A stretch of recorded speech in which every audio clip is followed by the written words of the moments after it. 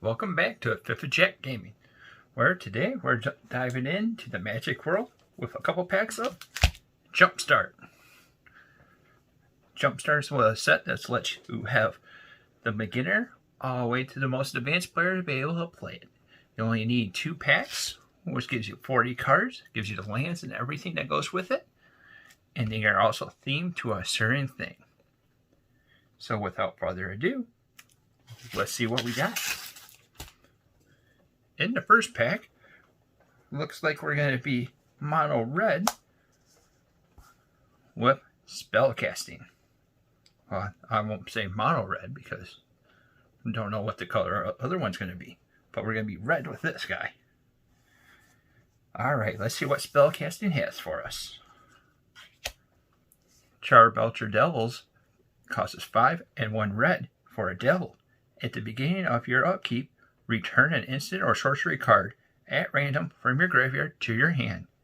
Whenever you cast an instant or sorcery spell, they end up getting a +4/+0 until end of turn. They have a 4/4 body. We're going to flash in some Dualcaster Mage. Costs 1 and 2 red for a human wizard who has flash. When Dualcaster Mage enters the battlefield, copy a target instant or sorcery spell. You may choose new targets for that copy. Has a 2/2 body. Living Lightning costs 3 and a red for an elemental shaman. When it dies, return an instant or sorcery card from your graveyard to your hand. It has a 3/2 body. Chandra's Prowling costs 1 and a red for an elemental lizard. Whenever a source of damage you control deals non-combat damage to an opponent, Chandra's Rune gets a +1/+0 and gains double strike until end of turn. Has a 1/3 body. Kinetic Augur costs 3 and a red for a human shaman. It has trample. Its power is equal to the number of instants or sorcery cards in your graveyard. When it enters the battlefield, discard up to 2 cards and then draw that many cards. It has a star and a 4 because it's equal to however many cards you have in your graveyard.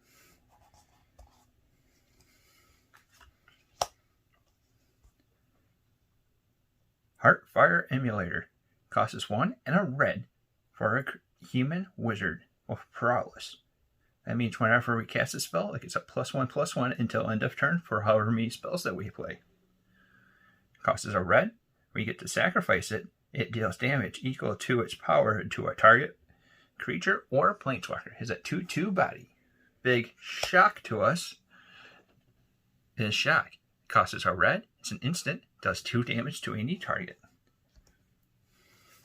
The Thrill of Possibility costs 1 and a red for an instant. As an additional cost to cast this spell, discard a card. Draw 2 cards. Dragon Fodder costs 1 and a red for a sorcery. Create 2 1/1 red goblins. Hungry Flames costs 2 and a red for an instant. It does 3 damage to a target creature and 2 damage to a target player or planeswalker. Lightning Visionary costs 1 and a red for a Minotaur Shaman who has prowess. It's a 2/1 body. Thermal Alchemist costs 1 and a red for a human shaman with Defender. Tap it, Thermal Alchemist deals 1 damage to each opponent. Whenever you cast an instant or sorcery spell, untap Thermal Alchemist. Has a 0/3 body. Thriving Bluff is a land that comes into play tapped, and when it comes into play, we get to select a color, and then it has tap, add a red, or the selected color that we have for it. Then the rest is a bunch of mountains. And that is spellcasting. One more pack. Let's see what we get. Maybe we could get some cool elf action or something. So we know we're already in red. Let's see the other color. Woohoo! We got some elf action. How about that? Mono green is what it is, so this deck's going to be rocking Gruul. Red and green. What a combo. And in this version of it, we got our Allosaurus Shepherd. Costs us 1 green for our Elf Shaman. Allosaurus Shepherd can't be countered. Green spells you control can't be countered. Costs us 4 and 2 green. Until end of turn, each elf creature you control has a base power and toughness of a 5/5 and becomes a dinosaur in addition to its other types as a 1/1 body. It's the big bomb rare. It's a Skyway Sniper. Costs us 1 green for an elf archer.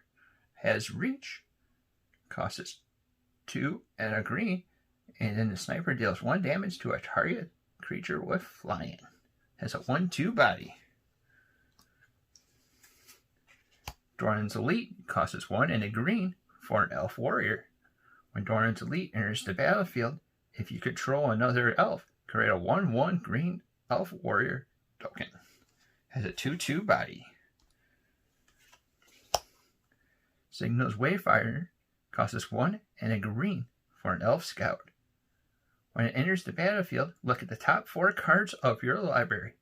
You may reveal a creature card or a land card from among those and put it onto the top of your library. Put the rest of them at the bottom of your library in a random order. Has a 2/1 body. Warren's Run Vanquisher costs us 1 and a green for Elf Warrior. As an additional cost to the casting this spell, reveal an elf from your hand or pay 3. Has Death Touch and it's a 3/3. Llanowar Visionary costs us 2 and a green for an Elf Druid. When Llanowar Visionary enters the battlefield, draw a card. Or we could tap it for a green. Has a 2/2 body. Hunter's Edge costs us 3 and a green for a sorcery. Put a +1/+1 counter on a target creature you control. Then, that creature deals damage equal to its power to a target creature you don't control.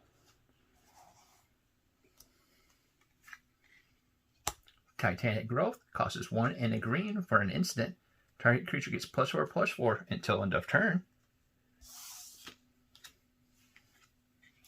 Crushing Canopy costs us a green and 2. For an instant, choose 1. Destroy a target creature with flying, or destroy a target enchantment.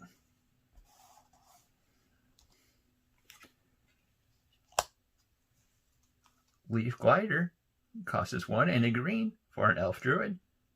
It taps for a green and has a 2/1 body. And man, this deck's letting its presence be known because of the presence of Gaunt. Costs us 2 and a green for an enchantment. Enchanted creature has tap. Create a 1/1 green elf warrior token. And then we have a Thriving Grove. Comes in the battlefield tap, and as it comes in, we get to choose a color other than green. Tap it, add a green, or add that one color of whatever we end up choosing.